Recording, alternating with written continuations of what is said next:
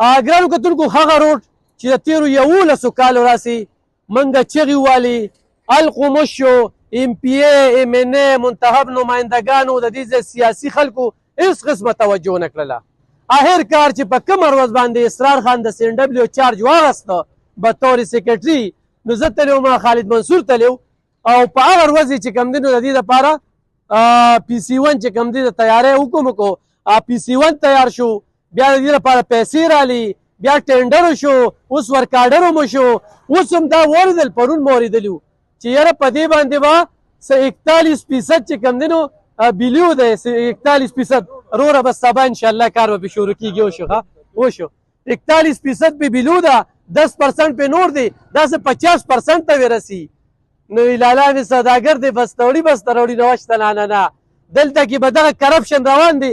سړک به جوړ شي او بیا چې پې لږې اوبه راشي نو بیا به یوسي. نو هغه ټیکهدار ته زه دا وایم چې زما به هم د باندې نظري، د دې ځای د دوکاندارانو هم د باندې نظري، وختن په وختن به سیکرټري سي ان ډبلیو چې کوم دی اسرار خان راځي. وشو خانه وشو جي وشو سوراب خان هغه روان د سلام ورته کومه اسرار خان جي بس هر څیز راله دغه کو او سبا به کار شروع کوو جي. نور ښه سره خیریت دی جي، قدرمن شه جي، غم نه خبر شوم جي او به دعاګانې هم کړي. ښه جي مننه سر. زمونږ میا صاحب ګرانو کتونکو هغه سره ملاقات وشو، زمونږ دا بازو امونه چې یادېږي نو د میا صاحب چې کوم دی په سوونو جیره به د هغې باغونه دي او هغه هم وی چې یاره خبر شوی یم چې سبا به کار شروع کېږي. نو ګرانو کتونکو سبا دا ګوره دا ټول خلک دي سړک ته ناست دي او په دې باندې دونه ښې وي ټرافیک دی. دا ماشومان ځي دې ګاډو ته وګوره، دا خلک وایي د ګاډو نه اخلاص کړي.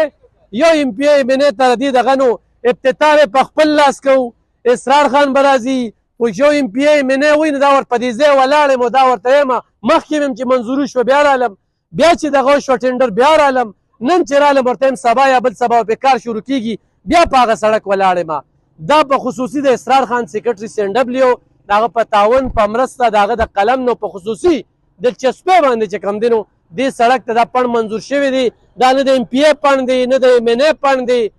دې طریق ورې څوک نه خوشحالېږي چې دا هغوی کو او بار پې زه خبرې کوم او خو یو سړی زما دې خبرو تردید کوي نو رادې شي ما ترې څه وښیي او زه به ورته روغ پایل وښیم چې دا کوم ځای نه را روان شوي دي.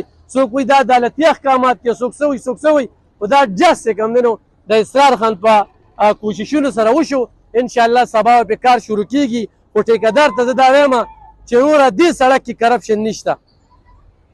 خو دا 41.49% بلو چې کومه یادېږي او 10% پې نورو نو دا به په 50 کې کېږي. نو سوال نه پیدا کېږي چې په 50 کې رانو کې چې کومې پیسې دي هغه به لګي او اپډېټ د پیسې چې کوم دی نو پیسې شوي دي او د ستنې منې به اوس لرې کېږي. خوشحاله وروره انشاءالله سبا به کار شروع کېږي.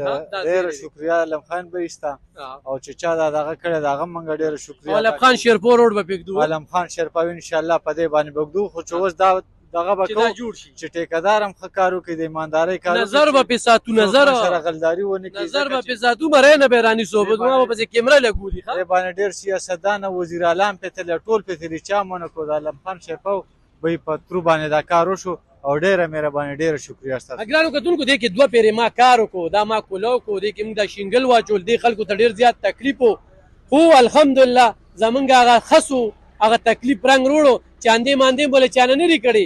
یو اسلام صاحب ذکر کومه او یو بل ملګری و چې شباب باچا دا ذکر زه کومه چې دغه کې ما سره په هغه ورځ د 2 کسو کومک کړی نو دغه سړک ته موږ خپلې پیسې چې کوم دی نو لګولې وي، غټم کو کولوم کو شینګل هم پې واچول. د دې دوکاندارانو دا یو دیرینه مطالبه وه، د دوی کاروبارونه بالکل په ټپه ولاړ دي.